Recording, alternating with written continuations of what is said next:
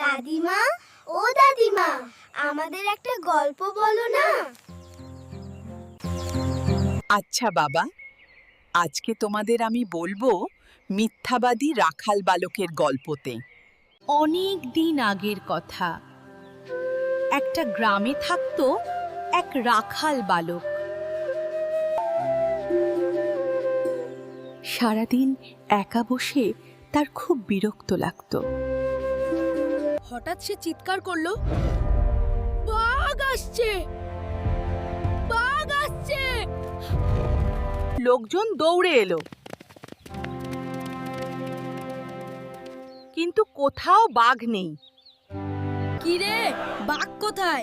এখানে তো কোনো বাঘ নাই। তোমরা সবাই বোকা, আমি তো মজা করলাম। রাখাল বালক আবারও একইভাবে মজা করলো। এবার গ্রামের লোকজন তার উপর রাগ করলো। তারপর একদিন সত্যি বাঘ এলো।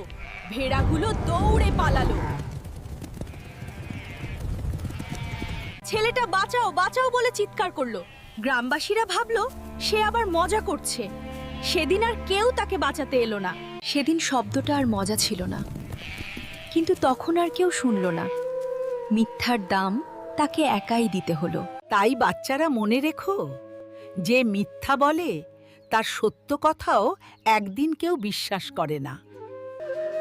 এরকম মজার মজার গল্প পেতে কমেন্টে থাকা লিংকে ক্লিক করে আমাদের চ্যানেলটি সাবস্ক্রাইব করুন।